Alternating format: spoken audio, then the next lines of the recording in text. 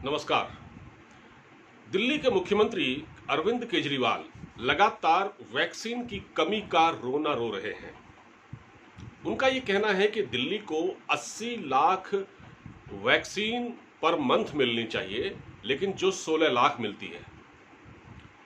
और अभी तो अगले महीने मतलब जून में इसको घटाकर 6 या 7 लाख किया जा रहा है। ऐसा क्यों किया जा रहा है? उसकी कुछ वजह है। उन्होंने प्रधानमंत्री पर आरोप नहीं लगाया, बल्कि कहा कि एक तरह से सरकार को कटघरे में खड़ा किया और कहा कि सरकार हमको उतनी मात्रा में वैक्सीन नहीं दे रही है। एक तरह से तो ये राजनीति कर रहे हैं। मगर मैं दूसरी बात ये कह रहा हूं कि हमारे प्रधानमंत्री नरेंद्र मोदी ने हर सरकार को, राज्य सरकारों को से ये अपील की थी और ये कहा था कि एक भी डोज वेस्ट नहीं होनी चाहिए, सबका इस्तेमाल होना चाहिए।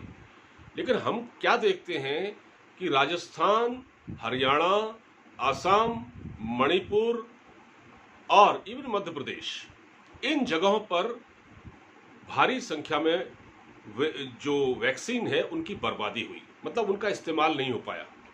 अब उसकी वजह ये हो सकती है उसका ठीक से रख रखाव नहीं हो पाया हो, या वो वैक्सीन लगाने में कोई हीला हवाली हुई हो, या लोगों ने दिलचस्पी न दिखाई हो उतनी, तो कुछ भी कारण हो सकता है। लेकिन हुआ तो नुकसान तो वैक्सीन का हुआ। और ऐसे में जिन जरूरतमंद लोगों को, जो लोग लगवाना चाहते थे, उनको टीका नहीं लगा। अब दो बातें हैं। अब ये देखिए आप कि जब हमारे प्रधानमंत्री कहते हैं कि वैक्सीन की डोज नष्ट नहीं होनी चाहिए, एक्सपायर नहीं होनी चाहिए, और हो रही है, ऐसी शिकायतें हरियाणा से भी मिली जहां खुद बीजेपी की सरकार है, असम में भी बीजेपी की सरकार है, राजस्थान में कांग्रेस की सरकार है, तो वेस्ट होने की शिकायतें मिली। और एक तरफ दिल्ली के मुख्यमंत्री कह रहे हैं कि हमको वैक्सीन नहीं मिल रही है। ठीक है, तो ये कितना बड़ा संकट है कि आप वैक्सीन का रोना भी रो रहे हैं और उधर वैक्सीन नष्ट भी हो रही है, वैक्सीन लोगों को मिल नहीं रही है। दिल्ली के मुख्यमंत्री कहते हैं कि 18+ यानी इससे ऊपर के उम्र के लोग जो वैक्सीन लगवाना चाहते थे, उनका हमने टीकाकरण बंद कर दिया है क्योंकि ये उपलब्ध नहीं है। लेकिन टीके लगने हैं। अब आजाद हिंदुस्तान के पिछले 70 सालों के इतिहास में हमने सरकारों को इतना बेबस कभी नहीं देखा। वैक्सीन जो है, कोविशील्ड और कोवैक्सीन, इनका उत्पादन हो रहा है, मगर वो इतनी मात्रा में नहीं है। खुद कोविशील्ड के मालिक कह चुके हैं कि इतना आसान नहीं है। 130 करोड़ जो आवाम है, यहाँ की जनसंख्या है, उसको टीके लगाना इतना आसान नहीं है। तो टीके बाहर से भी मंगवाए जा रहे हैं, रूस ने भिजवाए टीके। और अभी क्या हो रहा है कि यहाँ एक अजीब टाइप का वो है कि अभी तक ये बात समझ में नहीं आ रही, जो वैक्सीन आनी थी फाइजर की, वो अभी तक नहीं आई है।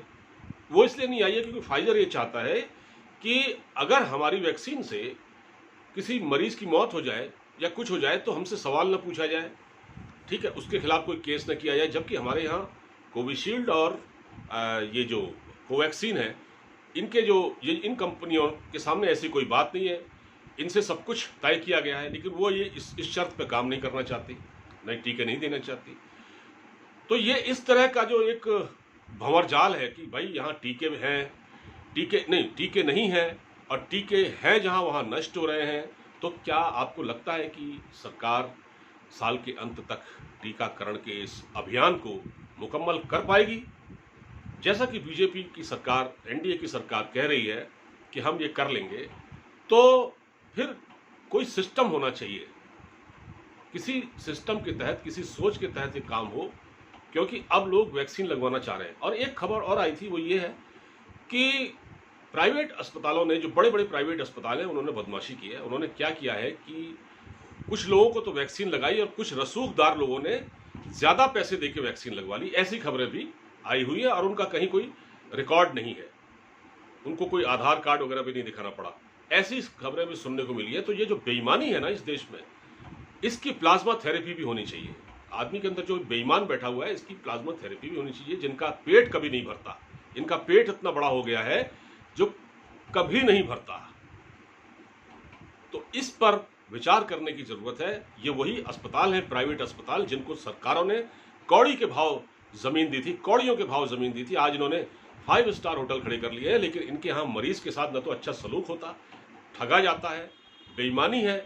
ये हर तरह के फरेब में ये बड़े बड़े अस्पताल शामिल है। ये अस्पताल जिंदा लोगों के कब्रिस्तान बन गए हैं। सरकार को इस ओर सोचना होगा, वरना जो तीसरी लहर आएगी उससे हम नहीं लड़ पाएंगे। नमस्कार।